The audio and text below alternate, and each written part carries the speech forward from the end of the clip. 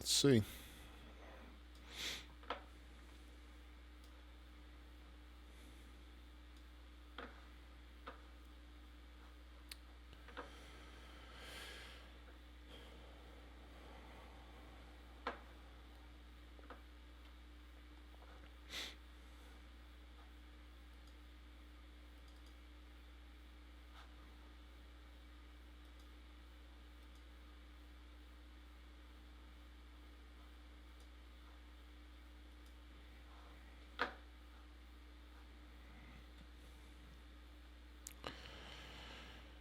All right, just waiting to see if we can get some more people on here.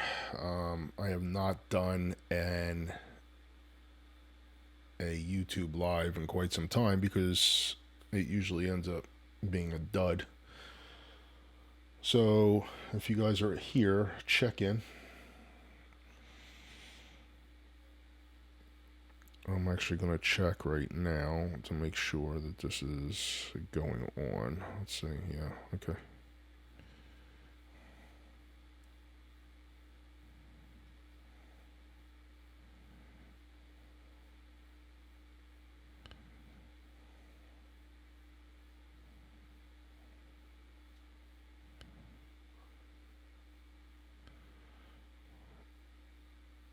Let's see if this comes up.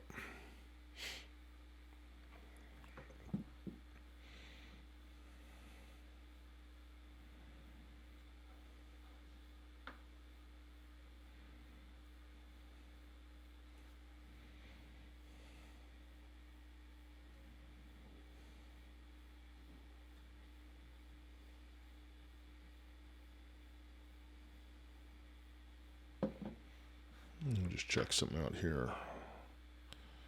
Screen to capture. Yeah.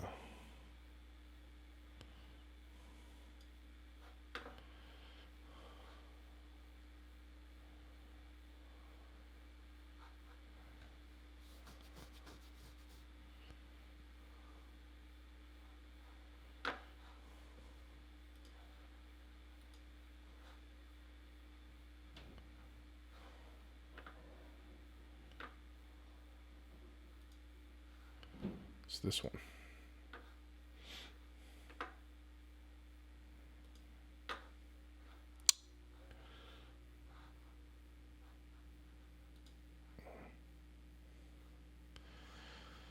All right, try that out.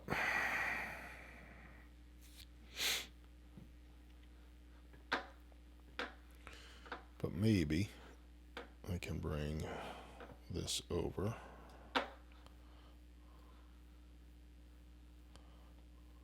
Half screen it.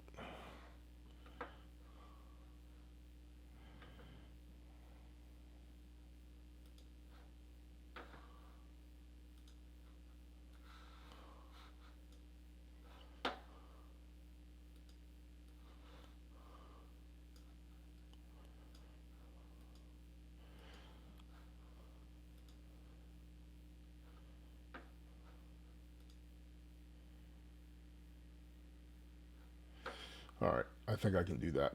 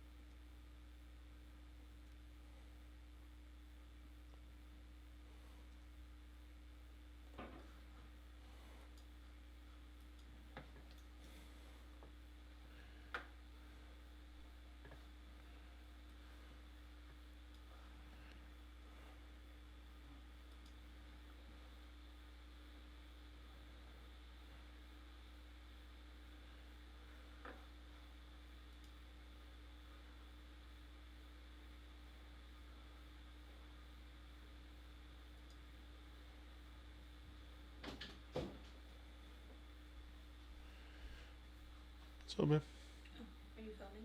That's okay. I can stop. You know, I was just testing something out. Is that for me? Yeah. What is that? The calming stuff. Oh. Putting me to bed?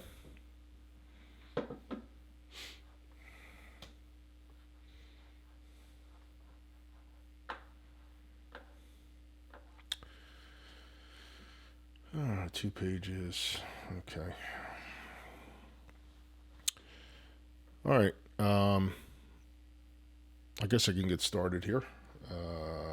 This is not working out exactly like I wanted it to. I was just coming on to do a test for YouTube. I don't do a lot of YouTube lives because I don't have a lot of subscribers. You know, I have a few, which I'm definitely happy for. Don't get me wrong. But I get more people on Instagram than I do my YouTube channel. So primarily, I do a lot of stuff on YouTube. I mean, on Instagram.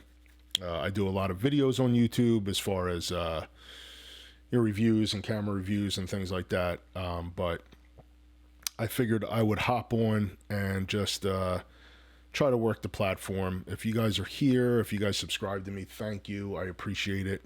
I wanted to make sure that mic was on. If you are here, just check in. Just give me a, just type me something saying hello. Let me know you're here. And we'll get started.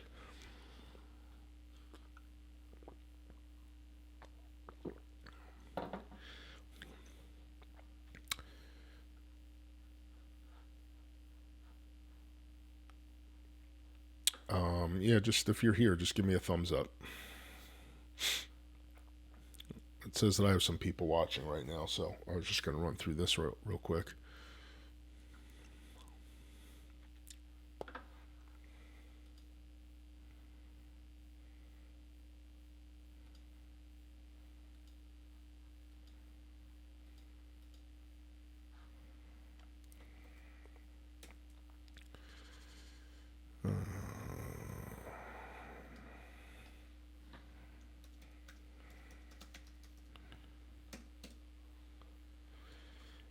Anybody here? Okay. Thank you for the thumbs up.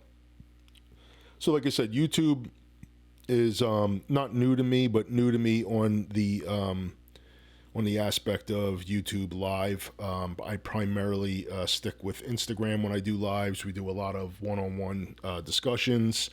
I do a lot of Instagram videos, just daily check-ins to offer advice or anything like that. But I would really like to transform the platform over to YouTube as much as I can, because I can do screen share like this. Now I'm using OBS software. This is OBS using a Camlink 4K capture card and using my X-T3 with a 16 millimeter lens directly in front of me. But the great thing about it is I can, do all these things where I can just put me on here, my screen with a little lower link of myself, or just the screen only. I can take myself right off of it. I kind of go back and forth, and it's just a better platform for sharing creative content, my opinion. Roby Stripen, I'm sure I killed that. Thank you so much. I enjoy your style of photography and input. I really appreciate that. It means the world to me when I can get some kind of feedback that I am on the right track, and giving you guys as much input or feedback that you guys are looking for, so you guys can make educated purchases on gear. I can head you in the right direction as far as creative, content editing. I'm not the typical photographer where, my trade secrets are my trade secrets, and I'm not going to share them with anybody. I'm fully an open book when it comes to how I do something. Because again, just because I do something a certain way has no bearing on how your image is going to look if you use the same technique. Everybody has their own creativity and their own artistic view. So it's no threat to me whether I help you or I keep my mouth shut and I don't tell you how I do something. And again, with that being said, I don't always have the right way to do something. It's just the way that I do it. So somebody could say, why would you ever do that? That doesn't coincide with the rules of photography. And I don't use rules when it comes to photography. I believe that there really hardly is any place for rules when it comes to creativity and creating art. I think all the best artists that have ever come before me, not saying that I am a great artist at all, but anybody who has been deemed a great artist has not followed rules. I don't know of any that really have. So with that said, I kind of sparked out to make a book. I did make a hard print book, which is actually have it over here. It's the same one that you see up on the screen. But I also have a PDF version that I can share, but I made my own photo book. It was something that I set out to do. It was kind of, I'm not saying that it should be easy, but it was kind of easy for me because I had already laid out the groundwork, because I already had a slew of images that I really wanted to use. So how long did Photoshop take you to learn? It's getting frustrating without much to learn. It feels like it won't master it. I don't know that anybody will ever master Photoshop. I mean, there are some amazing people that can work within the Photoshop editing software. I do use it occasionally, but to be honest with you, if I were to give you a percentage, I am 98% Lightroom, 2% Photoshop. I hardly ever use Photoshop. I don't see a need to get that deep into my imagery where I need to manipulate a file that much that it starts to become less of a photograph and more like a painting. There are some extremely strong tools in Photoshop, but I have not found a need for that in my photography. I'm not into screen swaps. I don't do face swaps. I don't create, fantasy in my images. I edit straight from raw file. I may create a preset like you see right here on the cover of my book. It is a personal preset that I made. And if I don't do that, I'm really just doing some basic slider corrections in the basic panel and a few S-curves and maybe messing around with the HSL slider in Lightroom. And that's where I go, and that's where I'm fast and more comfortable with. I can get through images very quickly, and I'm not saying that that's the name of the game, but I'm just so comfortable with it. I go into Photoshop mainly to create profiles, or if I'm trying to do something where I want to work with layers a little bit more, I'll go into Photoshop, but it is not by any stretch my go-to software for editing. Lightroom strictly for me, 98% of the time. Sorry if that wasn't helpful, but if you're looking to get into portrait and wedding, which preset would you recommend? So wedding and portrait photography is something that I do. I do wedding photography, and portraits come along with that. It seems like the wedding crowd is very much into light and airy, and the light and airy look is Fuji 400H. Now, if you look at any Southern California wedding photographer, and I don't know where you're located in the world, but SoCal, California, USA, you'll see a slew of wedding photographers all standing in the front of their profile pic with, a beautiful background, and they will look light and airy, and they'll all be holding a medium format film camera, which is a Contax 645. It's like the wedding photographer's must-have camera. I use a Mamiya. It's cheaper, it's replaceable, I'm not worried about some of the funky things that Contax shooters suffer from, and it still gets the job done in the same way. I also shoot film with a 100V, and I'll shoot digitally. I'll shoot a Canon EOS R, or I'll shoot my Fuji films. You're in North Jersey, perfect. I'm in New Jersey as well. I'm Central or South Jersey. I am near Long Beach Island. The 100F is fantastic. I have it behind me. I have the V standing right here in front of me. Wonderful camera. So to answer your question, what preset I will be launching, and not to go with me, I will be launching a film set very soon. It will most likely be a Portra 400 and a Fuji 400H. I already have black and whites. I have Acros, and I have Kodak, and I believe I have Tri-X on my website. But if you don't want to wait for mine and you want to spend a bunch of money, then by all means, I would stick with either Click Match, which is also known as, I think it's Archival now. They are profiles, which are a little different than presets, or I would buy Maston Labs. Kirk Maston makes beautiful presets, but they are expensive. You will spend somewhere north of $75 for a preset pack.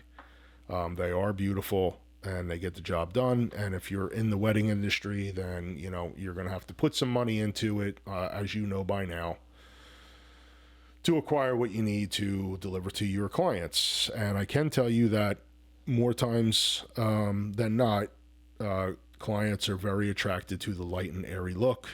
And again, it's more conducive of Southern California shooting, but you can achieve the same look in New Jersey. You just have to play your times right. I'm sure you know that by now if you're shooting weddings, that golden hour and whatnot to achieve those looks. You're not going to see any of them in this because this is a different animal. This is street tones.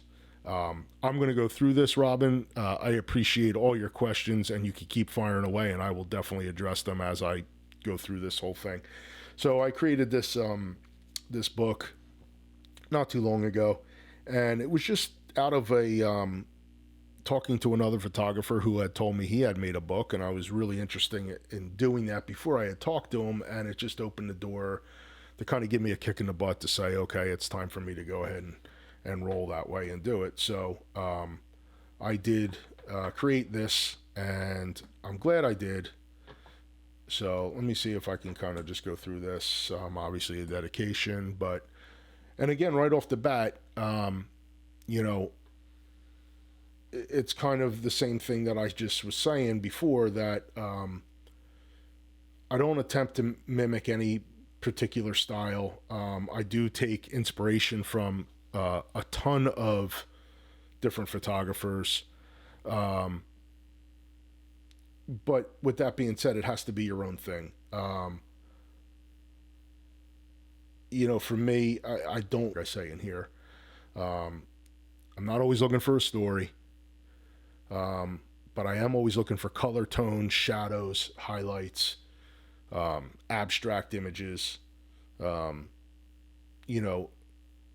paradox type of photography, reflections, anything that I see that can catch my eye. Sometimes, again, I'll shoot for the edit, and I had spoke with other photographers about this too, where I won't see a particular image until I get home and really dig into the file and see if it's something that I want to tweak or work with in order to pull something out of it. There's obviously something in the moment that was like, I need to take that picture because of this person, or I like this building, or I like the way the lights look. But then it quickly leaves my mind as soon as I take it. I don't really stalk out and hunt a particular scene for a long time, and I won't know until I get back. But again, like I say, that one fleeting moment to capture something that will never repeat in quite the same way, and it will. Things This isn't the Matrix where things replay the same way over and over again, like in that movie. It's different. This scene will never happen again. It it's only going to happen once. And if you can capture something special, I'm not saying that this is special, but if you can capture something special, then you've caught something that will not happen again. So that's why I love street photography. I think it's just something about it. And I think street photography, and I've said this years ago, being good at street photography or honing that particular set of skills within your arsenal of photography will help you in every other aspect of your photography, whether it be weddings, product photography, landscapes, people. It doesn't matter. Street photography is where you really go to cut your teeth and learn how to be a photographer. That's my opinion. I could be wrong. But so again, these are just some images from New York, Philadelphia, and Florida, not particularly on this page, but just as a whole. Sorry if I didn't get back to you here, Robin. I always support positive creators, so I'll be looking out for yours. Thank you so much for that. I appreciate it. Thank you for the info into biz, by the way. I have not gotten into biz yet. Yes, the business is very cutthroat. The business is it's definitely high speed. It can be clicky at times. It can be very clicky, and I feel like it all depends too. I think women really excel at wedding photography because brides tend to look for that woman's touch and put a spin on things the way they do. I think when you sit with a bride and you're 6 foot, 250 pounds, and kind of work out at the gym a lot, they kind of look at you like you're not going to know how to pose them and make them look beautiful on the wedding day. So I try to reassure them as much as I can during consultation.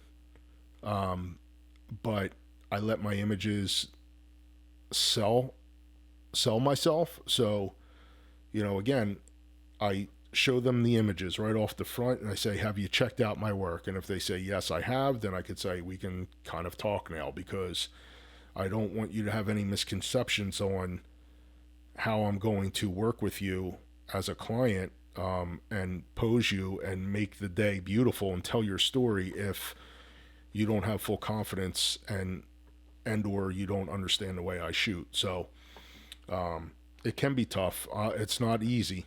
It's definitely not easy, because you are basically this person's entire wedding planner from start to finish. You're going to set up her entire day, and you don't have a chance to mess it up. You can't mess it up because you don't get to do it over again. If I go to a shoot and I mess up food photography, we can make another plate.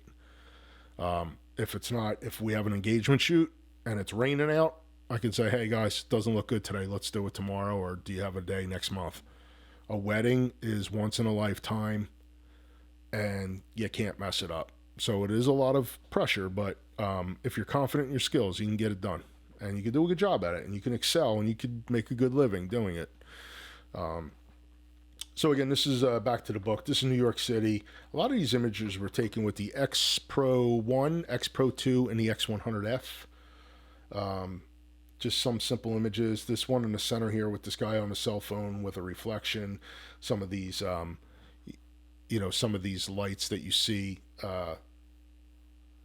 on the side, the neon lights and this food menu, and then everything just crushing down to black. I really just like the way that this image played out. I've edited it a few times with a few different looks. This was from my preset pack of photojournalistic looks, kind of a really strong, National Geographic, vibrant colors with some grain. This is just a typical corner over here in New York City, and obviously just a skyline shot there for the building. Again, just people out on the street. This is during Feast of San Gennaro. Just cool images. This guy really up close. Things like that. Street photography, street tones, just different colors, the way that the street kind of speaks to you when you're shooting. I really enjoy that. Just switching it up now again. This is Little Italy. two cops on a corner.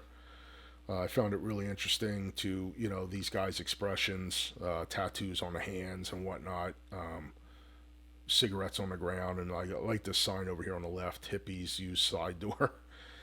I thought that was kind of a cool little, juxtaposition, if you will, of, you got this authority figure with the hippie sign. I just thought it was cool. Typical New York scene, tourists looking for advice, and, you could tell that this is like the senior guy over here, and this seems like a rookie type style cop. Food vendors on the side. This nice slice of light just coming out from the side of the street. I believe this is Mulberry Street, just cutting straight through the scene into, into the other photo. So into this part of the photo right behind the police officer's car. I just thought it was a cool scene. Again, just grabbing and moving, not staking out any particular scene at all, but typical day in Little Italy when it's San Gennaro and people out and cooking sausage and everything else. Food was amazing, and again, just a really lively atmosphere to shoot. Just a gentleman taking a break from the day.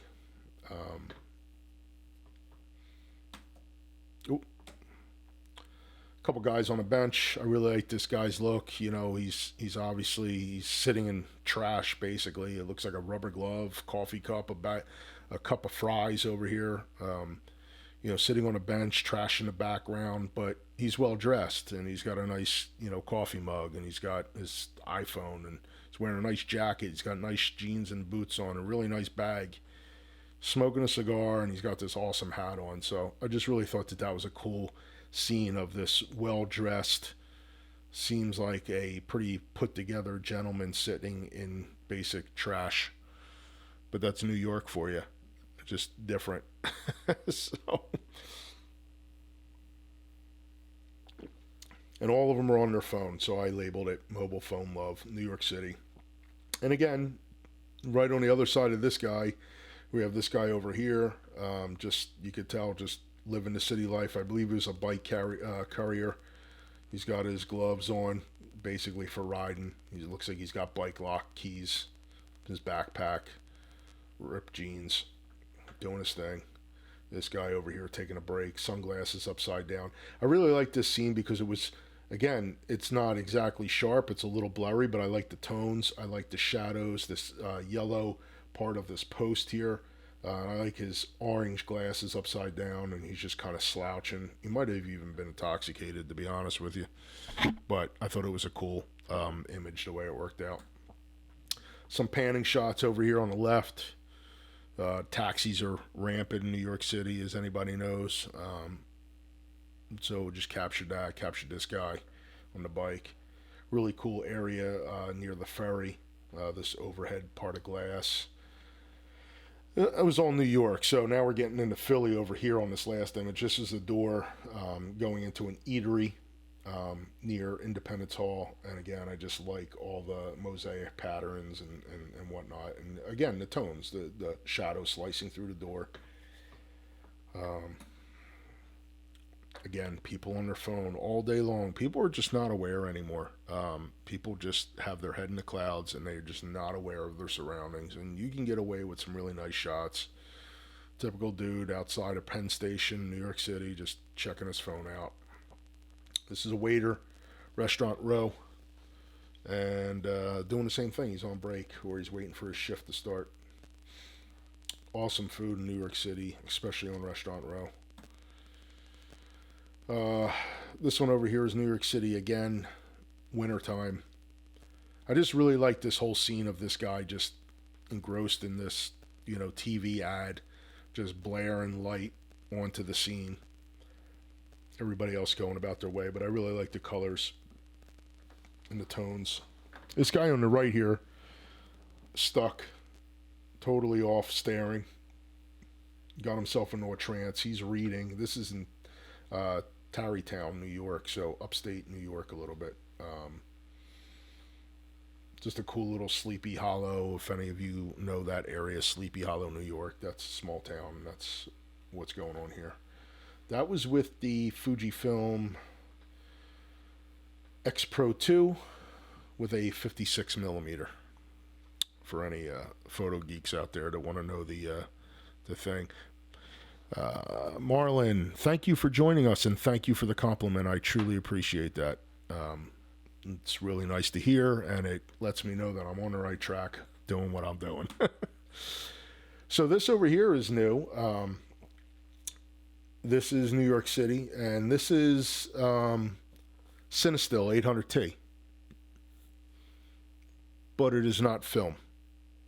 So I slow rolled you there. I gave you a little Cinestill 800T, but then I let the cat out of the bag and told you that it is a digital file. It is, in fact, not a film shot. So this is Cinestill 800T from my Lightroom preset pack of Cinestill 800T. I was able to get the tones where I wanted them to mimic the classic film. And I was even able to achieve this halation, which is a key feature to Cinestill 800T. You can mimic the colors all day long. If you do not get the halation on the LED lights or the highlights like this, it kind of doesn't really sell the effect. So I was really happy that this one came out. Again, on the right, you can kind of see it again over here, up high on these lights, and just that key factor. I really like this image. This image was actually in Fuji Love magazine. Actually, Fuji Love Instagram, when I did their Instagram takeover, and I was really proud of this image. I liked it a lot. New York City again. And this one on the left of the just the city lights is our dark mood presets. And this one over here is Food Vendor. This guy is out all the time. There are numerous people that have pictures of him. He works the same corner all the time in Manhattan. And if you catch him at the right time, he'll give you a thumbs up. So, pretty cool stuff. More Food Vendors. And again, just a really cool, city street where you get this reflection of people off the ceiling and you get these cool lights and this different effect. Tarrytown again on the left here, this guy sitting by himself, and this image was kind of responsible for putting me somewhat on the map with Fuji Love magazine, because this is the one that caught the editor-in-chief's eye and kind of directed him towards my work. I think he really liked it, and he's also a fan of square format. This is with the Expo 2. And most likely, I believe, the 18mm f2. And this guy over the right, walking. I just like this. I like this framing. I like that he's in blue. This lady here is in yellow, orange. He's just moseying along, and I just like this angles. Again, angles directing you back to what I want you to see. You're starting here with him, and what pulls you over to this lady is the color. So right off the bat, you're seeing, as soon as you look at this image, you're seeing him and you're seeing the colors, but then this angle pushes you back to him, but then it also pushes you back to her. So it's this never-ending back and forth between these two people when you look at this image that keeps you kind of engrossed in the image. And again, if we go over back to this one again, it's a series of squares and leading lines. So what I have is the tables leading straight into him. I have this bench and these highlights leading straight back into him again. And I have squares. I have the square frame. I have this inner square. And I have this other square. And then I have this highlight that's a square. And I have this poster and all these lights and leading lights going back to the center of the image, these lines going back into the center of the image, all to highlight this single person sitting by themselves. So, and again, I don't always know it until I know it. And I know that sounds so stupid maybe, but I don't always know what I have until I start digging into the file. But there's something that I saw when I took the photo, and that's why I took it. And it just takes a little bit more for me to bring it out. But it's just not a randomness where you just go out and take a bunch of photos and call yourself a street photographer and, hope for the best. And this is what I want to try to teach, and this is what I want to kind of concentrate on in future photography. And if I can do some workshops and you know, host some photo walks and some workshops. This is the kind of stuff that I want to work on. And again, typical walking across the street, and I just like the sun going down over here and this highlight, you know, bouncing off the streets here. Um, this one over here is Jewelers Row in Philadelphia. I just really like this, all this clutter in the window, and you know, just this other whole scene down here of a barber shop. I just thought it was kind of neat. This is a popular mosaic piece of artwork in Little Italy on Mulberry Street. And New York City as well. I believe the financial district near Wall Street, I believe. I'm not sure. X100, no, X Pro 2. X Pro 2 on that one.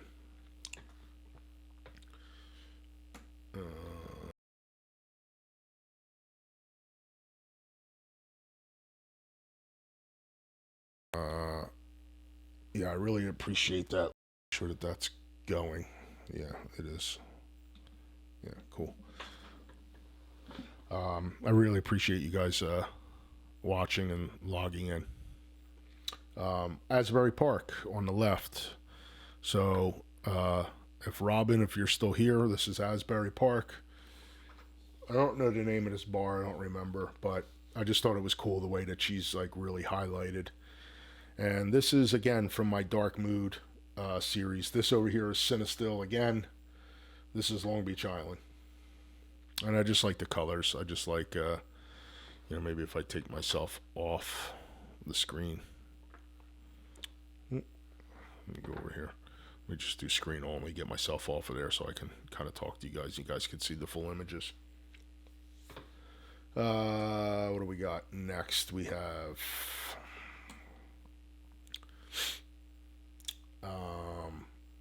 New York City again. Feast of San Gennaro. Just people hanging out on the street. This lady stuffing her face full of whatever. I think it was a pizza. Might not. This gentleman here, and I like the blue shirt against the brick wall. And let me see if we have anybody else logging in. This guy was an organ player playing the accordion. I'm sorry. And again, you can see all the lights in the background, some bokeh. This was the 35 1.4 Fuji XF 3514 on an X Pro 2. X Pro 2 over here. I like these. Let me go back. Oh boy. I like these ladies over here sitting. I just thought that was kind of cool the way that, you know, she's on an angle. She's on an angle. I just thought it was kind of neat. All this stuff going on in the background.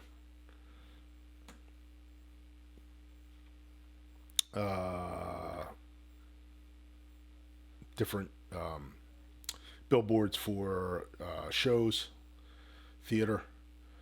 Again, just cool tones. This is from my cinematic presets. Again, I'm not trying to sell you guys the presets. They're cheap enough that, you know, I don't charge a ton of money for them. So if you guys like the look and you want to kind of emulate that, then this will kind of get you there. This softness in the tones, this little green, little bluish. That's kind of what, I didn't know I could do that. That's cool. So that kind of cinematic style look to your images. That preset will get you there. That's the cinematic presets. This one again is from Dark Mood. See, I can't do that there because it kills it. Skin, City Street, nothing crazy. All right, Key West, motorcycle Key West. This was taken with the Fujifilm GFX 50S medium format with the 63 2.8 Cinestill preset overlaid. Really high ISO. This was probably at 8,000 ISO on the GFX. Still does a phenomenal job. A little bit of grain, but it looks like film. I may have even added grain to this, to be honest with you, but just a cool scene. And this over here obviously is New York City again. So we have a little bit of Philly, a little bit of New York. New York, this guy sitting on the bench here. doing his thing. Yeah, that doesn't work on certain scenes. Eating lunch, this lady digging through her pockets. I like this guy here, the hat. It's like kind of the anonymous man. We don't know who he is. Um, and this one here we have again another food vendor, and that was in Philadelphia as well, right here. This guy with the beard, more cinematic look. This one over here on the right, Tarrytown. I love this. It looks like a painting to me. It just reminds me of a painting. If you look at it from a distance, it reminds me of like a Norman Rockwell painting. Um, this total lunch scene, and this dog. It looks like a service dog at the bottom here. Just cool. Typical stuff. Tarrytown again. And Philadelphia over here on the right. Philadelphia. These are all Philly. This is total Philly right here. This guy's jacket, the reflection, his look.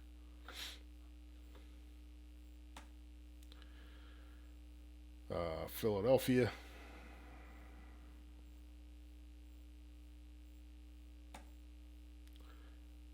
Philadelphia. This one at the bottom here is Atlantic City,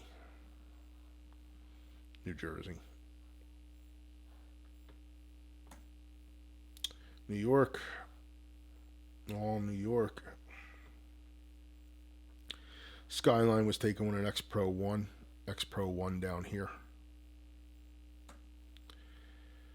More New York City.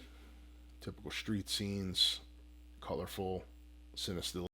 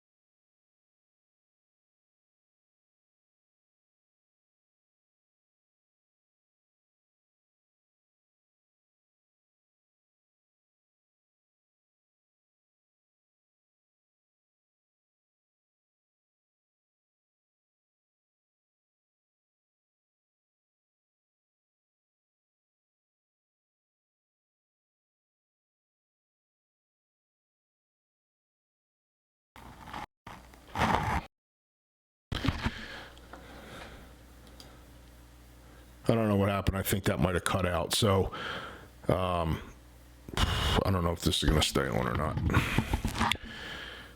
So again, I don't know if you guys got that or not, but this last one is an X Pro 1 with a 16 millimeter shot handheld at 1/20th of a second.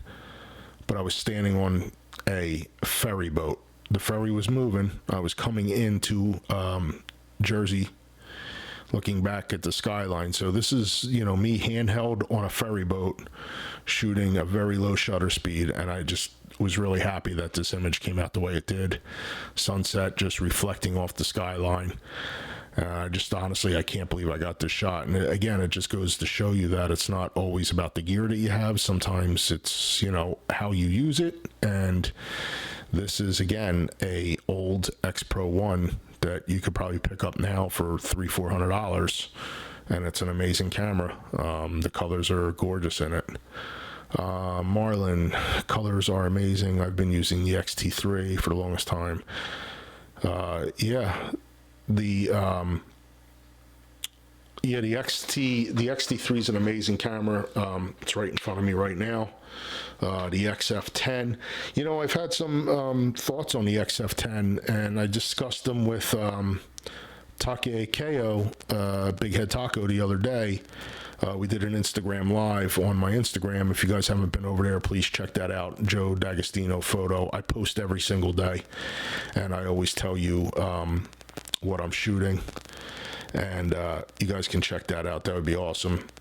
You'll find me on there, I'm sure. But the XF10 was something that really kind of triggered something for me, because I really like the X70. I sold my X70, but I was always a big fan of the X70, and it seemed like the XF10 was the replacement. But I'm really hoping that they come out with an X80. I like that 18 millimeter lens. I would love to see it at an f2, but in that same body style of the X70. So Robin just got the cinematic grade preset. Looking forward to trying it out. Oh, thank you so much. I appreciate that. Yeah, the cinematic grade is a lot of fun. It can be a little bit strong during the day, but it is a cool preset for a starting point, and you can do it. Still looks cool during the day too. Some of the people that have purchased the preset have tagged me in their photos, and I was really inspired and really cool. Happy with what they've done. The other one that's kind of cooler is the matte presets. The matte presets, actually I could probably pull some of those up right now, because I don't have to commit to just being one here with screen share. Matte presets are kind of cool, and I don't mean to make this a whole thing. This really doesn't have a really don't have a format for all this today right now.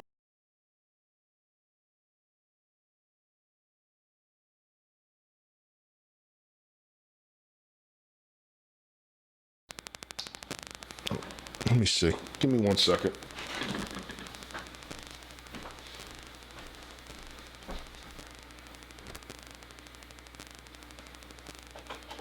That's why.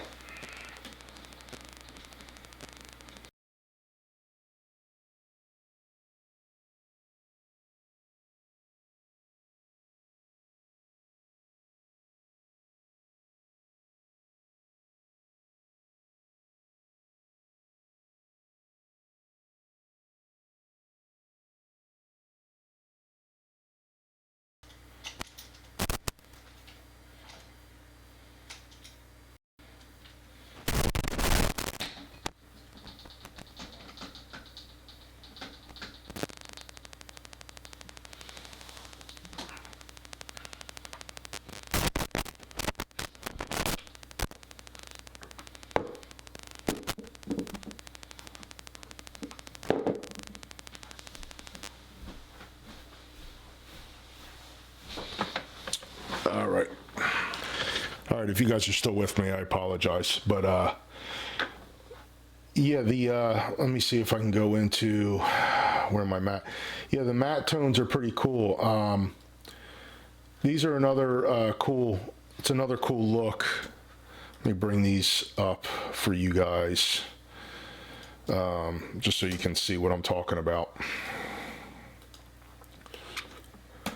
The matte presets are pretty cool. A softness to the image, different colors. I think there's 11 of them all together, and they definitely just lend itself really cool to kind of portrait work indoors. Robin, you were talking about portraits earlier. Really cool stuff. Softness in the shadows, really gentle fall off between highlights and shadows. Just really cool, kind of that softness, moody / matte look. It takes the harshness away of digital files. Digital files sometimes can be extremely harsh, so it kind of calms all that down a little bit. Creates an atmosphere to your images. That same scene that was in my book, color graded with the matte images, the matte presets. Let me adjust this here. Sorry, guys. Again, another image straight out of the book, just color graded differently with the matte presets. This was in Florida. My daughter, this is with a Leica M10. Leica M10 and the 75 1.25. I guess it would be a Noctilux. Matte presets.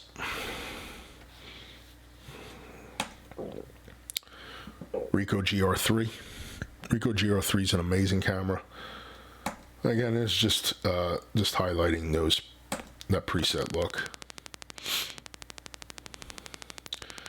That is a Ricoh GR3 file.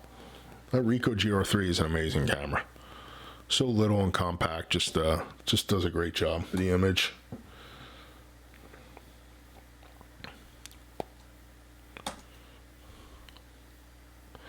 But if you guys have any questions, any comments, please just fire them away. This is what it's all about. I'm always here to kind of talk to you guys, help out as best I can. This was a Leica M10 with a 28 millimeter Elmarit, 28 2.8. This is probably shot at f 5.6, maybe a little deeper. But again, not using the raw file, but adding my color look over top. Same kind of thing, just different angle. It's a local artist in Jensen Beach. My daughter with the Leica, and this was the 35 1.4.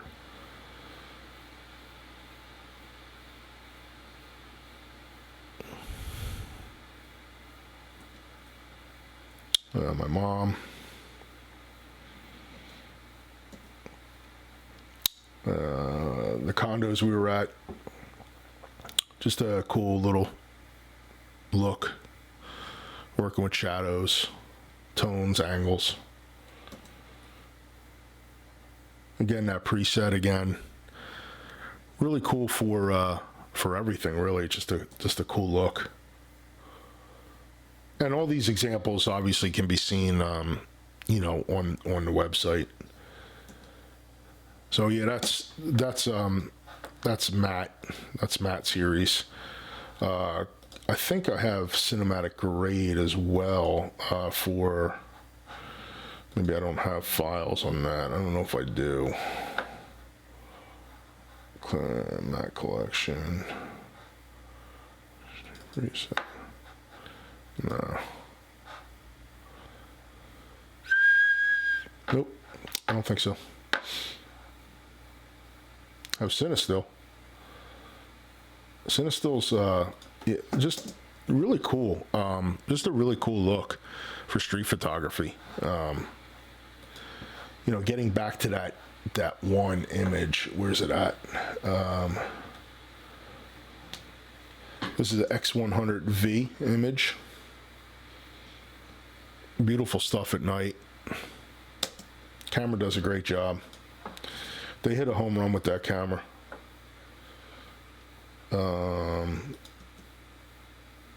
GFX. Let me go back to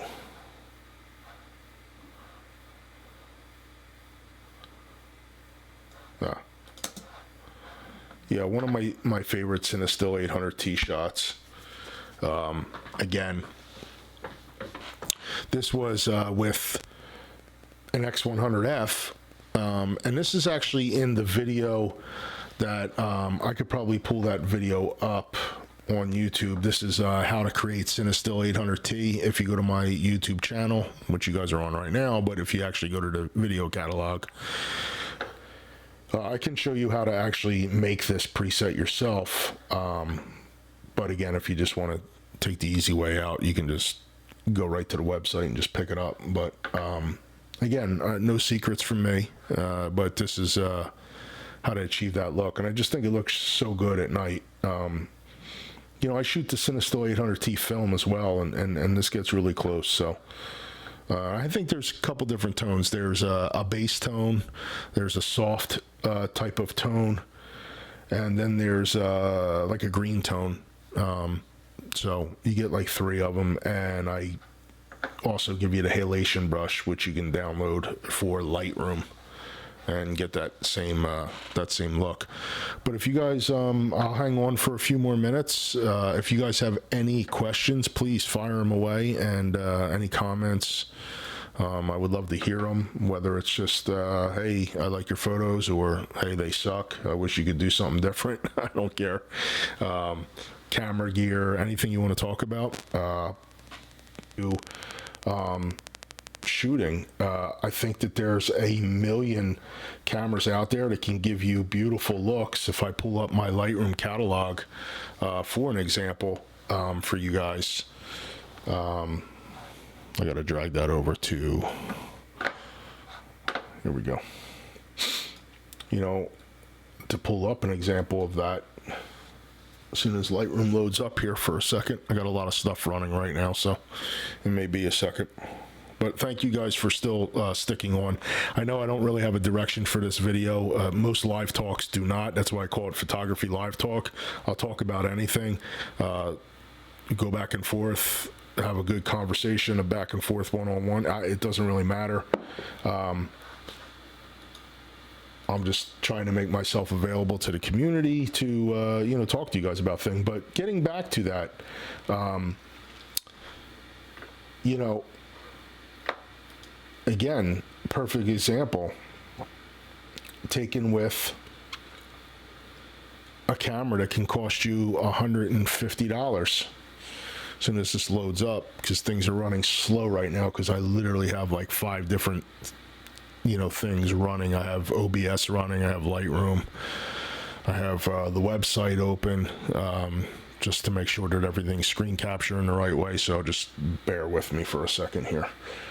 It's taking its sweet time. It's never this slow. But like I said, I could probably close Premiere Pro. That might help. I had that open for a video I did the other day. No, I don't want to save it. I just want to get out. No. Get out. All right.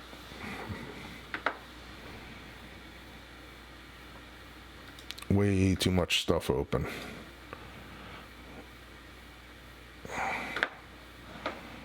So,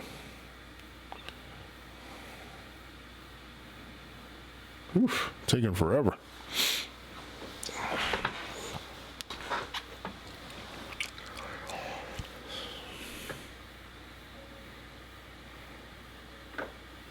So, okay, here we go.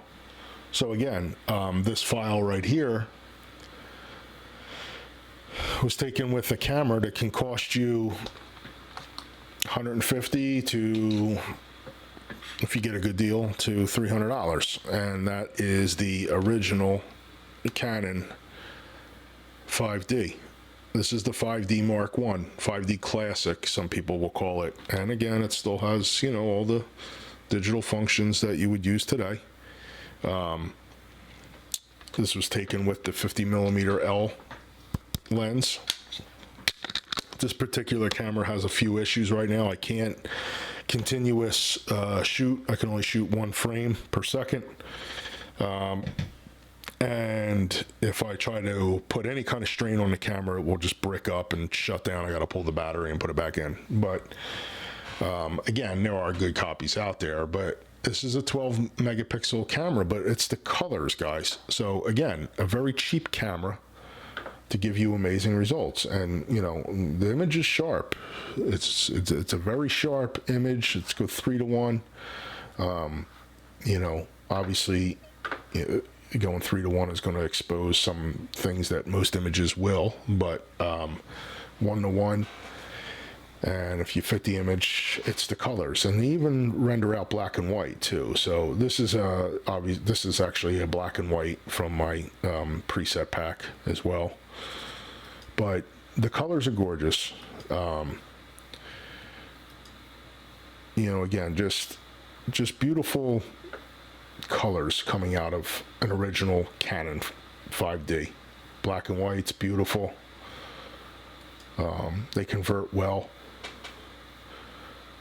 Does a good job. It really does do a good job. Very impressive. Outdoor shots. Nothing crazy. Just, you know. But again, edited straight from a raw file too. So it's not anything that I'm crazy color grading. It's straight out. A few minor, if you look, I didn't add anything else to it. I just slid some sliders here on the right, just a little. I know that has a lot to do with this, with the lens, but you know, the 50 millimeter is not known to be a razor sharp lens. This is shot at 1.8, and but the sensor yields a very, very high quality file, and a very colorful file too, color accurate file. But again, take it into perspective. Everybody's chasing the latest and greatest. That's a $150 to $300 full frame professional grade, built like a tank camera that when you were to buy it brand new would have cost you $3,500 in 2007. It is now many years later, and you can get them for $150. Doesn't mean your photos are going to be any less professional. If you delivered a file coming out of this camera like this to a client, they would be happy. You know, again, they would be just fine with your images. There's nothing wrong with using older gear. And again, this could have been framed up a lot better, but it just goes to show you guys, like, again, here's the raw. Here's a raw file.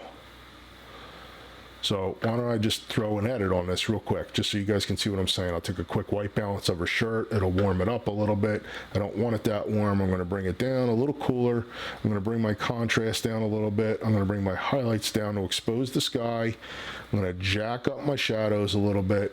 I'm going to bring up my whites a little bit. I'm going to bring down my darks and my blacks. I'm going to put in some vibrance.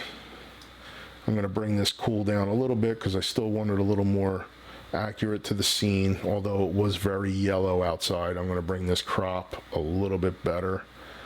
Rule of thirds. Boom. I'm going to throw some sharpening on, but I'm going to mask it out. And again, guys, it's quick stuff. I don't need to make, you know, rocket science out of it. And if I want to, creativity, I'm going to put a little vignette on it, bring down the midpoint all the way, bring up the feather, bring up the highlights, go back into my vignette, bring it up a little bit. It still looks a little dark, the image overall. I'm going to feather this exposure up a little bit. Done. Right from raw file. So you don't have to dig you don't have to dig crazy. And again, this is a file from a camera made in 2007. You know, again, this image, it's the same thing. So here is the raw. I mean, the raw looks nice. I mean, I can literally just bring up the exposure. You know, if I want to punch the color up a little bit, bring some vibrance in. Okay. You know, maybe I'll bring in the correct the lens correction. Brings it a little bright, but that's not a problem. It's fine. It looks good, I think. That could be done. And again, I didn't do anything. I didn't even do anything here. I mean, if I really want to expose the sun, I can, you know, the highlights, I can bring them down a little bit to punch up some of this in the background, but it's not needed. I'll just leave it where it is. It's a little white, but, you know. But again, guys, you know, a camera from 2007 that you can get off the internet. So when guys are like, oh, should I get the new, you know, Nikon, you know, XYZ, this, that, or the other thing? Should I get the new? And they're asking these questions without fully understanding why they need what they're asking me. Now, yes, I love to shoot mirrorless, so I bought a Canon EOS R when it was released. The Canon EOS R has served me well, and I shoot it professionally, and there's a reason why I wanted that camera. But I can get the same job done with this $125 camera. You can. It's and I'm not against buying gear or buying what makes you happy, but why are you buying it? You have to ask yourself that first. Do you need all that camera, or can you look at something a few years older, save yourself some money, and buy more glass? Can you invest in workshops? Can you invest in photo books? Can you invest in having more money to give yourself more time to go out and, you know, train your photography, develop your eye, develop your skill? I don't know that it always needs to be spent on, you know, the brand new camera. And I love gear too. I don't want to come off as a hypocrite. I love my gear, but I also love shooting old gear. I shoot old gear all the time. I still have my X Pro 1. I still have my older X100F. I still shoot film. I still shooting this Canon 5D that's broken. I don't know, guys. You know, it's just a question. I just posed the question. I don't know the answer to it. I know how I feel about it, but you know, again, when I'm looking at a file that's coming out of a camera that's what now, 12 years old, which in camera world is a damn dinosaur. You know, a 12-year-old camera is like people are throwing them away. This is a Canon 5D is a professional camera. It looks exactly the same as a Mark IV. To be honest with you, this camera was 5 times the price. And this is a film camera. The EOS 1V, right here. Canon EOS 1V was well over the price of the 5D Mark I. That's crazy. They're both professional cameras. They're the same size. The EOS 1 is a little taller. This is an awesome camera. Love this camera when I want to shoot film, you know. But when you're pushing files out like you see right here on the screen, that way, when you're pushing those files out, I don't know if you need the brand new camera or are you happy with that? If you deliver this to a client, are they going to be happy? You know, I'm not saying, you know, it's framed up perfectly or that's your style of shooting, but the file, then that file, they'd be happy. I know, because this is what I deliver clients. Not, you know, it's my daughter sitting out front of our house. Yeah, but I'm giving them files like this, color files like this, and, you know, they're happy. And this is straight out. So, yeah. So I don't know who's on right now, if people are still here. Well, Marlon, you're still here. Thank you so much for hanging in there. I tend to ramble. I want to see, I have been using the XT3. I know I read this before. Yeah, how are you liking the XF10? Very interested in that camera. for some reference here, let's pull that up since we're going to talk about it real quick. I can pull that up and we can screen grab that so people know what we're saying. And it's like, wait, what are you talking about? So let me grab another file here and let's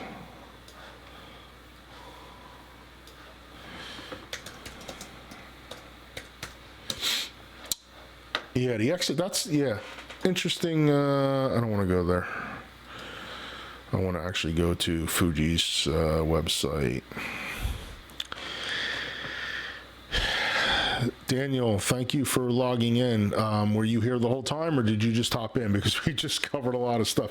Yeah, see that XF10, and I was talking to Big Head Take, and you know, the one thing is it uses a different sensor. It's using, it's not using an X-Trans sensor, and I think that was my biggest gripe with it, is why couldn't they just give me the same X-Trans sensor that they use in everything else that they could have given me in this? To be honest with you, it looks very eerily similar, and I know it competes with the Ricoh GR. I mean, if you look at those grips, that grip is the same. It's like the same grip. It's the same lens pretty much.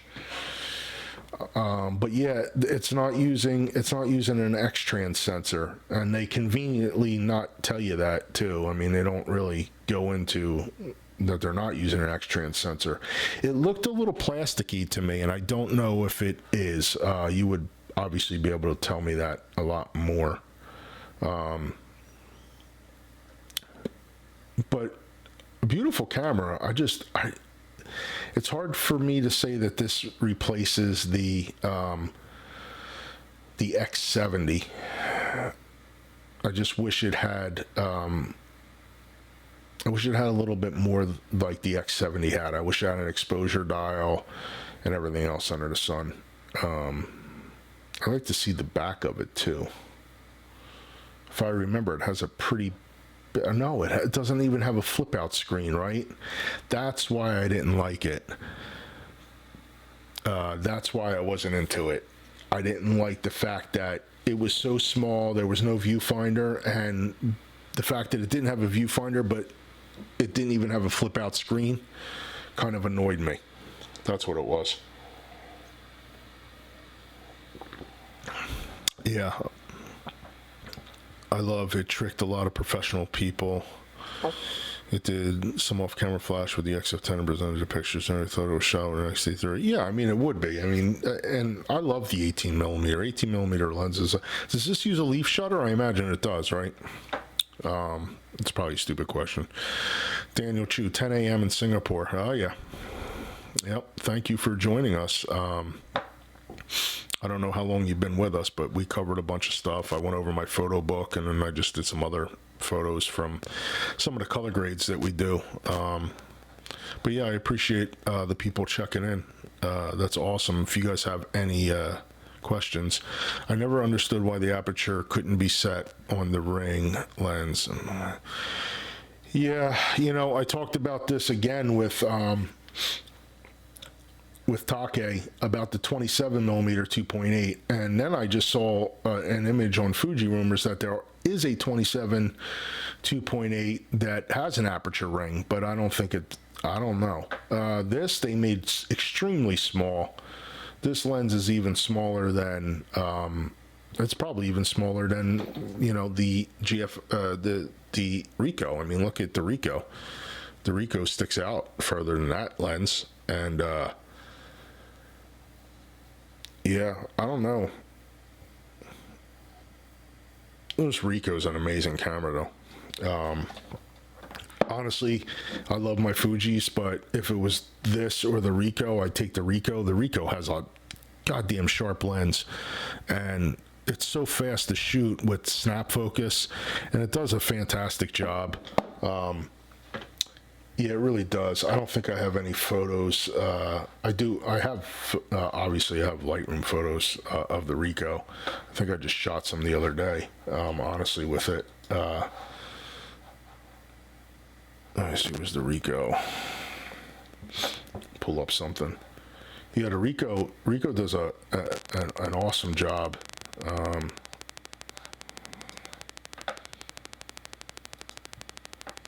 Yeah, really cool images with the Ricoh.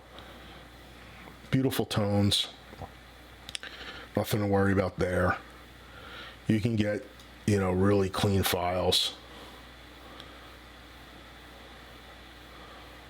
Again, just cool stuff, Ricoh. Beautiful. No complaints with it. This one's still loading. Yeah, the Ricoh GR3, Marlon, I had the 2. The 2 was nice, but there was something about the 3 having a sensor stabilizer. It's got a stabilized sensor. Still 24 megapixel APS-C, same size sensor. Resolution, high ISO is, it's decent. I did a photo. I did a, actually did a. Let me go to my YouTube channel. Oh, come on, why am I doing all this now? I did a, where is it? Videos. I did this one here, Ricoh GR3 in Philly. Mute that. But I did this video, Ricoh GR3 in Philly, and just some of the shots. This is quick. It's only like a minute and a half. I'm just going to play it in the background. You guys don't have to watch it, but it's a different type of camera. It's so small. It just fits in your pocket. It's like smaller than a cell phone. You can do Wi-Fi transfers. The JPEGs are awesome that come out of it. You can set up your custom film simulations. You can set up user 1, 2, and 3 for a specific thing. Like I have back button focus. I have one that I use for specifically street stuff. But yeah, just really cool stuff. Just a really cool image that comes out of it. The Ricoh is definitely worth a pickup. Yeah, I agree, Daniel. I agree that the Ricoh GR3 has a sharper lens than the X100 film, both 100V. Yeah, I have the V. I'm sorry, I have the Ricoh G3, and I have the V as well. I just did a recent. I did a couple vlogs on the V already on YouTube. I have the X100F too back there. The X100F lens is just way softer than the V. The V lens is extremely sharp, super sharp lens. But yeah, good stuff all the way around. Both cameras are amazing. I think they complement. I don't want to say they complement each other because they're different cameras, but you wouldn't be wrong if you owned both of them. I don't think you could go wrong if you owned both of them. I did this one the other day with the 100V. Actually did some video with it too. So this is footage that's video footage 4K at 60 slowed down a little bit with the 100V Eterna profile, minor grade, just color correcting a little bit on the beach.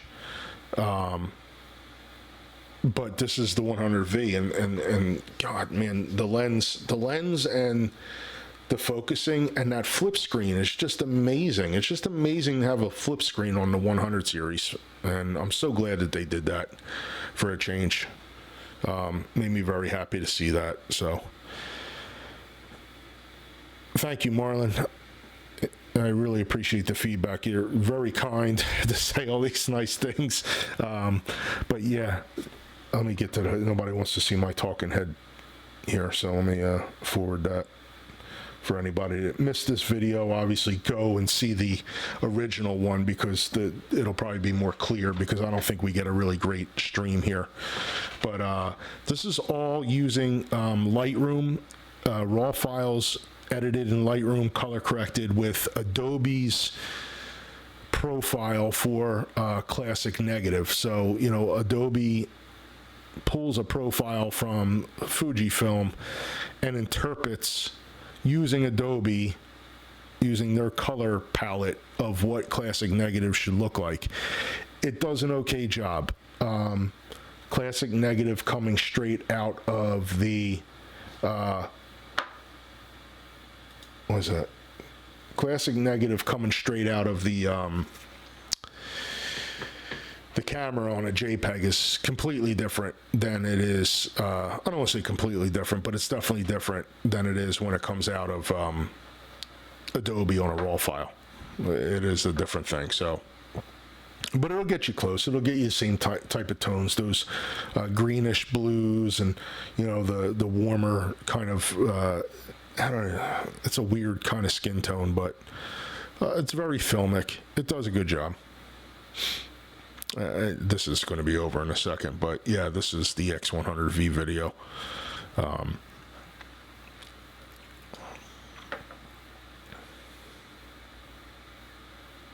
Again, this is all just shot in one street on Long Beach Island.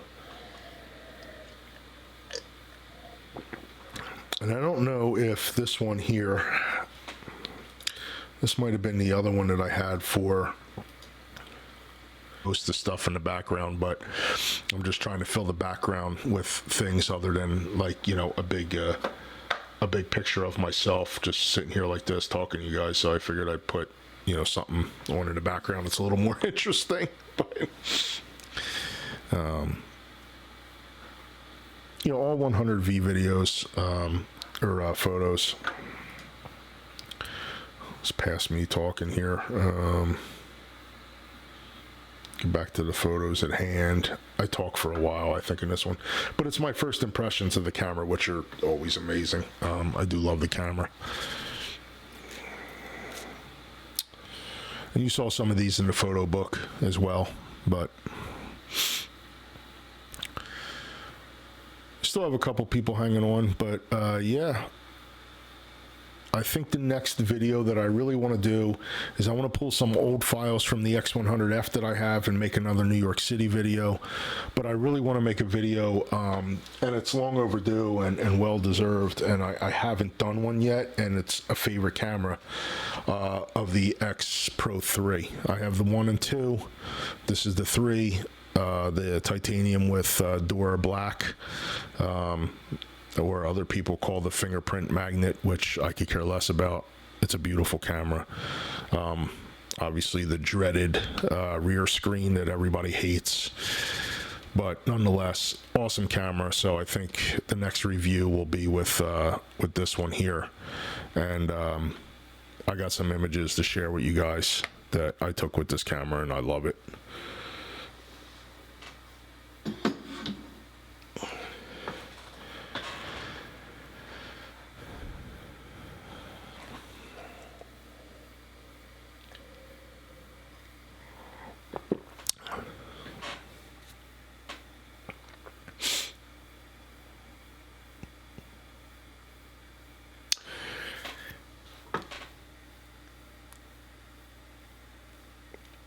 You know, it's I'll say it again, and I hate to go on these rants, and I don't want to do that, but you know, I'm looking at my screen here of my video, and then I'm looking at all these on the right, and it's amazing to see, like, how many people will start talking about the 100V or anything, and they'll offer their opinion on camera gear, and they've never shot the camera, or they want to toe the company line and they want to make that money, so they hurry up and rush a video out without putting a camera through its paces.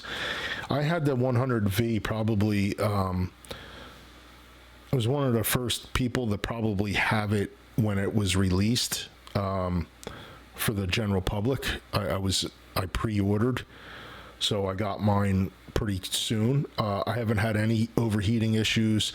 I haven't had any, back of the camera getting hot. I haven't had any grinding of the lenses like people were reporting.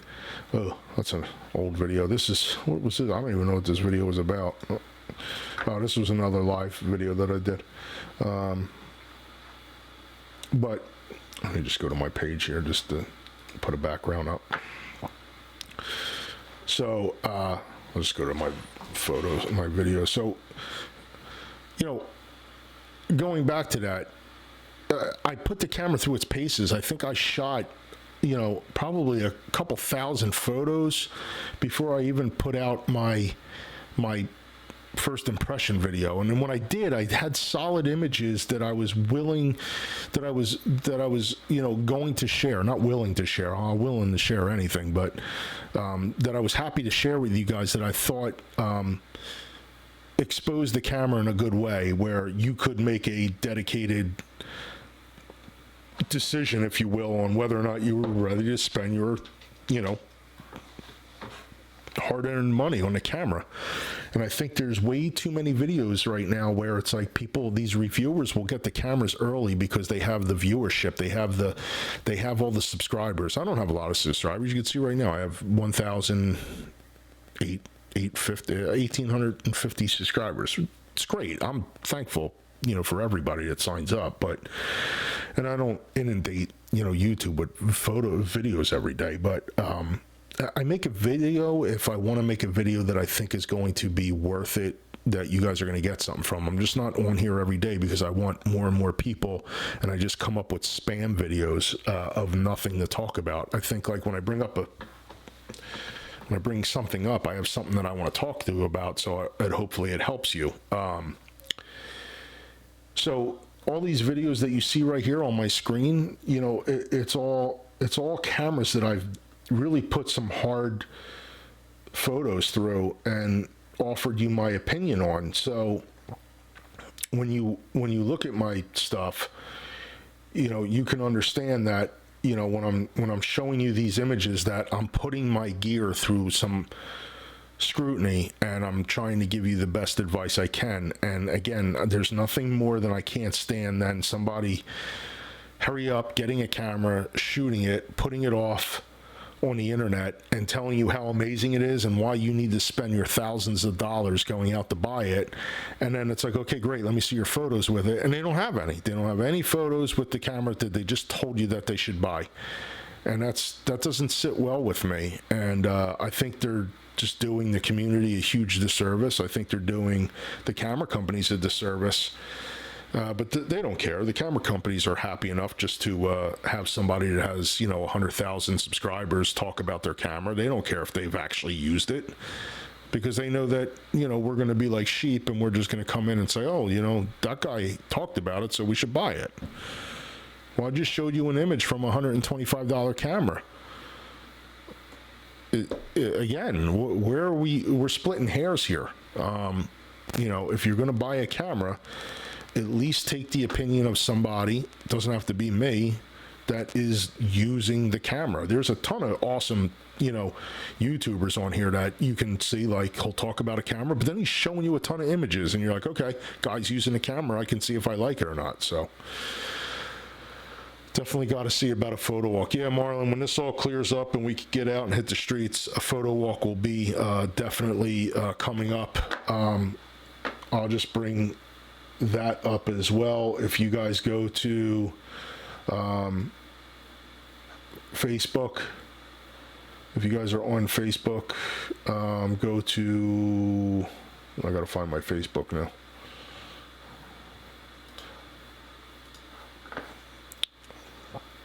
If you go to FH Street Photographers Group, this is our group. I started this group on Facebook, and this is a ton of people on here right now. You can see the quality of photos that we have on here. A lot of street photography, a lot of just everything. Some really good photographers on here, and we do a lot of organizing for street photography, and we'll be doing a lot of photo walks as soon as this weather clears up. So definitely get yourself on FH Street Photographers Group. I'll approve it. I'm the admin, so we can get you rolling and get you tuned into what we're doing over there. Maybe I'll put in an order for the GR3. Yeah, GR3 is a great camera. Like, again, it's it's like a point and shoot that has the power to really take some awesome photos and things on that end. Don't expect much out of video. The video doesn't give you much at all. There is video in it, but it's worthless. But it's one of those cameras where it surprises you because you'll take an image and you're sitting there. I use it a lot for my other business, and I'll show you some high res files from a Ricoh GR3, and the macro on the camera is amazing. But as far as a Ricoh GR3, like that's a Ricoh GR3 file with the macro enabled. So let that render out real quick, and you'll see. I mean, it's just that's a super sharp image coming out of that camera, and going 1:1. I mean, jeez, man, it takes phenomenal images, and the lens is beautiful. It is a really cool camera. So I definitely recommend it. It's pricey. You can get them used. Look for a used one. But a pocket camera nonetheless. You can stick this thing in a pair of shorts and you're good to go.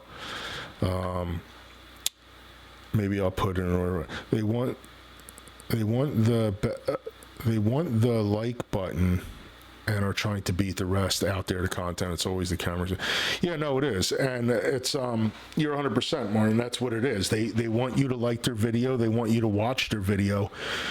And again, this was confirmed by people in the industry that, when they get gear, they have to guarantee a certain viewership, a certain amount of views each video has to get, or they're out of the loop. They're not getting any more gear. And in order to make their channel successful, I get it, man. It's a grind. It's not easy making videos. It's tough. It takes a ton of time to make a video. But if you're going to make a video, just don't be a shill. Just don't toe the line and just be like, a brand new, the brand new Ricoh lands on my desk. So I'm like, hey, and I pull up the stats and I go, okay, this is the brand new Ricoh. It's got a 24 megapixel camera, and I just, okay, well, let me see your photos with it. Why am I taking your opinion on it? Are you even a photographer, or are you just a guy hired to read off a card? Because it seems like these guys were photographers at one point, and they really loved photography, and that's why they got into talking about photography. But then they just switched into just being a YouTube personality, and they stopped shooting the camera. So maybe they're just inundated with so much gear that they don't have the time to shoot all this gear. But I mean, I think of guys like Chris Nichols, he's still going out. He's still taking photos. He has a beautiful review and very personable. And, Jordan with the video specs, but they're showing you this stuff. And, there's a handful of guys. Take, another one, Big Head Taco. He'll go into all the specs, but then he's showing you the photos he's taking with the camera. So I can respect that, and I'll take that guy's thing. But some of the other people, it's nonsense to me. It's too much. Thank you for checking out the group, Marlon. That's great. Rob again. Do you remember the moment you said to yourself, "I'm going all in and make it a career"? How much did you know at the time? I hope you're still here, Rob. Sorry if I got to your question too late. I haven't made it a career yet. I'm still working. I still have a career. I'm working, weekly, putting in a full day at my job. Everything that you see me do is all me doing after work or on my days off. I shoot weddings on my days off if I have weddings booked, or if I have to take off, I'll put in a day to take off and shoot a wedding. I'm not full-time yet doing this, so the next time I'm looking at 4 years, and then I'm retired from my career, and then within 4 years I will be in the industry full time. But I don't know that I'll be a wedding photographer full time. I don't think that that's where I want to go. What I really want to do is I want to be a figure within the photography community to help other people make educated decisions, help people achieve the look that they're looking for and inspire their creativity and help them along in creating the best photos that they can, whether it be through tutorials, videos, or workshops. That's what I want to do. Would I like to work for a camera company? I don't know. I'm conflicted. Nobody has ever approached me. I know some people in the industry. I don't know a handful of people. Nobody's going to pull any strings for me to put me on any kind of ambassador list. I haven't been approached by anybody. And I don't know what I would say. I would be very honored, and it would be hard to turn something like that down. But at the same time, I don't want to sit there and not be able to use my Leica camera because I'm repped by Fuji, or not be able to shoot Fuji because Canon wants to, use me. And I think it ruins my objectivity, and I get to the point where it's like hard to tell you like how great the Ricoh could be because I'm towed to Fuji. So I want to keep that. Anybody that I would work with, I want to make sure that they understand that they're not only going to be they're just not going to be the only, dog in the yard. It's just not them. It's going to be, I'll talk about your camera and I'll shoot your camera and I'll say nice things if I believe in your product, but I'm going to talk about other stuff as well too. So, Rob, I'm looking to learn and get as much experience, and I want to get confidence for the first gig. So the first gig at doing what, Rob? What do you want to shoot? If you could pick what you want your avenue of photography to be, what would it be? And are you fully understanding what that entails too? Because I think a lot of people want to do certain things before they really understand, like, and I'm not saying that you're that person. I'm just posing that question to anybody in the community. Let me put up another Ricoh GR pic. I just love the camera. Now let's do this one. This one's fun because at least it's a drink. Moscow Mule. When you see this one render out, because it gets so sharp. And again, that's a Ricoh. Ricoh has a fantastic lens and color profile as well. I mean, look at this thing, guys. That is a very, very crisp image. And that's a Ricoh GR3. That's ISO 2500 too, guys. ISO 2500, 1/60th, f3.5. And, that's 1:1. If you go 3:1, you may see some digital. Guys, it's still sharp. I mean, yeah, there's noise, but it's very calm. It's very filmic, if you will. It's not disgusting noise. I'll get back to your thing in a second, Rob. Sorry, I gotta tell you that the Ricoh is a beautiful camera. It's a one-trick pony because it is a point and shoot camera that you can shoot manual and you can do some cool things with it, but it's a fixed lens and it's made for, it's like just that powerhouse that you can just take out of your pocket, and nobody's the wiser, and nobody was like, oh my God, this guy's snapping pictures all over the place. We have a photographer here. It's not that camera. It's this camera that everybody thinks is a stupid toy. It's so little. It's like, oh, can I take a picture of you? You look like some guy that just walked out of the electronics store with a crappy little, stupid camera that people are, but they don't realize the awesomeness of this thing. Internal automatic ND filter too, guys. You don't even have to pick it. It's just going to come on if it needs it. Weddings. So yeah, Rob, weddings. You got to show up. You don't want to half-ass it. So you got to show up with your gear. You got to have gear to replace your gear that is going to break. And then I would have gear to replace that gear. So I come to a wedding with no less than 4 cameras. And that seems overdone, but I have 2 cameras on me at all times, except for the reception. I usually go down to 1. But for formals and for the ceremony, it's 2 cameras at all times with 2 more waiting and backup, or for a specialty thing. So my GFX will sit as a specialty for like portraits or formals. My other two cameras are my run and gun cameras to cover everything, the workhorses. And then I'll usually pick one focal length that I really want to hit the dance floor with, and then I'll just go back to the side of the dance floor and swap out a lens if I want to get a couple different photos. But by that time, you're really only there covering first dances. After first dances and speeches, it's abundant just photos of people dancing and getting drunk. And to be honest with you, you get a little sick of shooting it, and you don't need to keep doing it over and over again because you'll overshoot.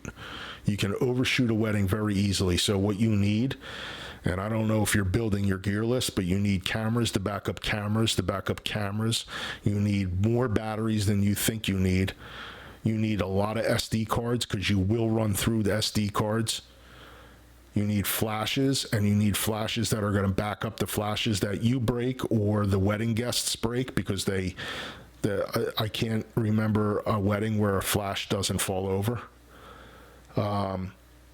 Get your high-speed syncs, or get your triggers. Get your little macro. You need a macro lens. Make sure you have your little tips and tricks, like always bring like a multi-tool is always good to bring. Make sure you have all your Allen keys for all your things. Bring a tripod. You never know if you're going to do something slow outside. Bring an Octabox because you might have to do something. It is a ton of stuff to bring, but you can make good money at it. And before you handle somebody's wedding professionally, if you're going to charge them a professional price, then make sure you're up for the task. Do your due diligence to practice your craft. And, again, it's, Rob, where are you located at? That's another thing too. I don't know if you told me where you were at.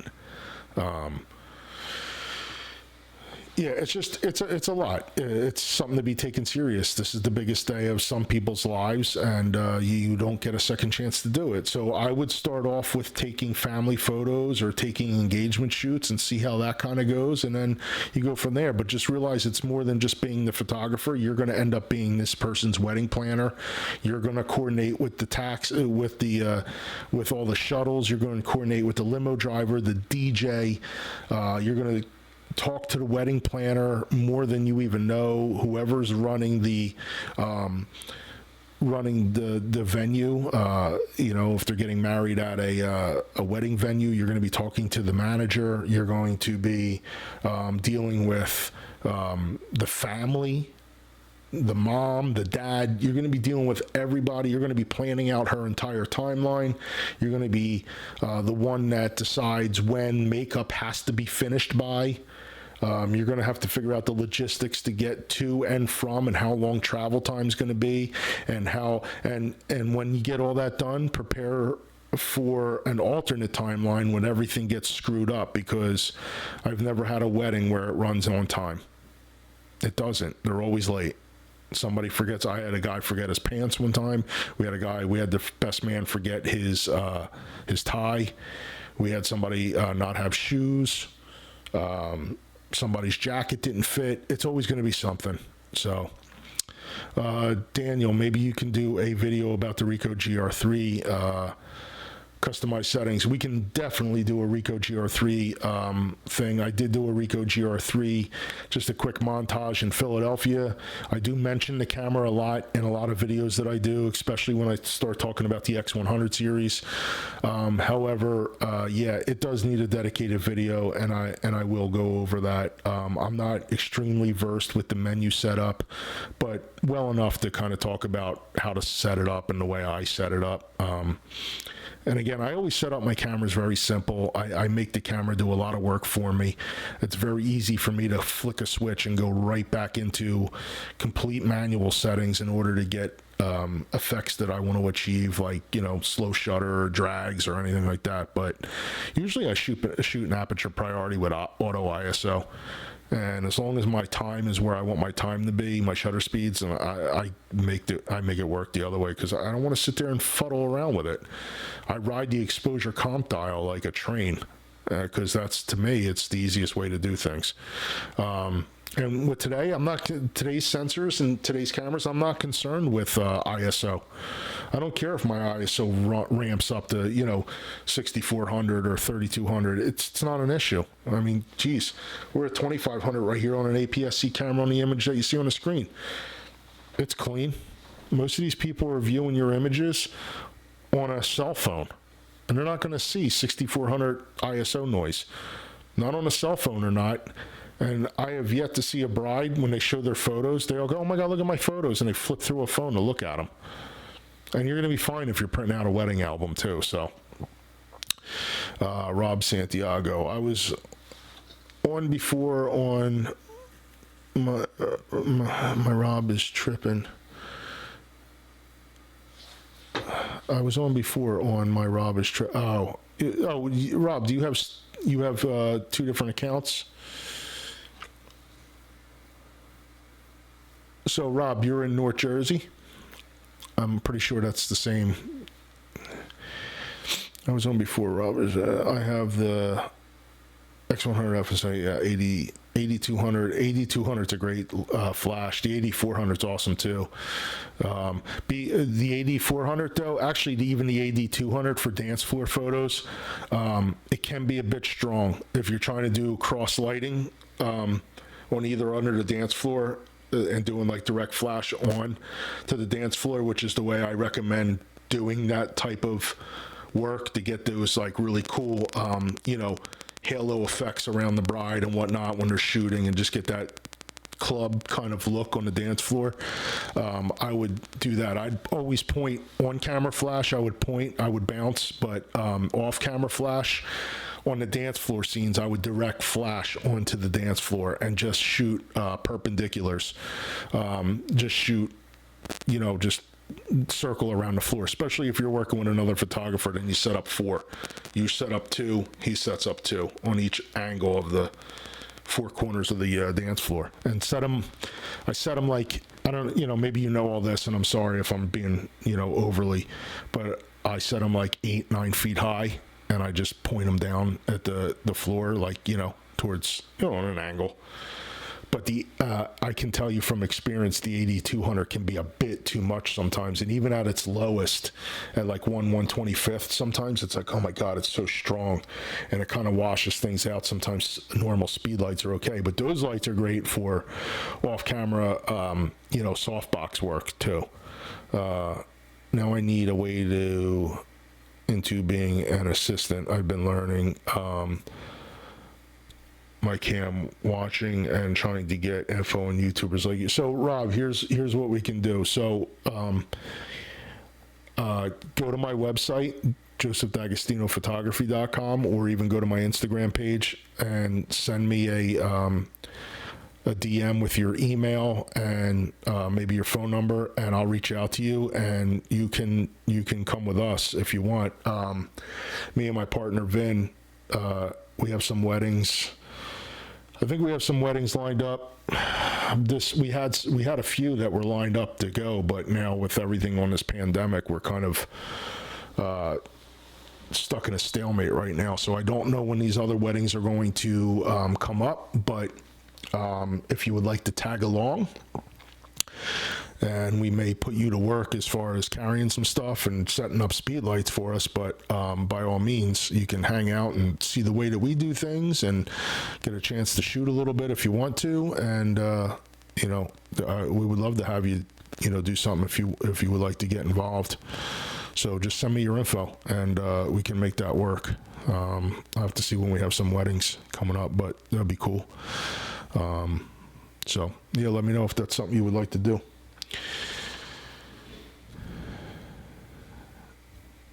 All right, I think I'm going to run through another battery here, so I'm going to probably cut this one off. Unless you guys got any more questions, just fire one off real quick, and then I'm going to call it a night, and we'll try to do this again. I was really happy that everybody logged on. I didn't think we were going to get a solid crowd, so that's cool.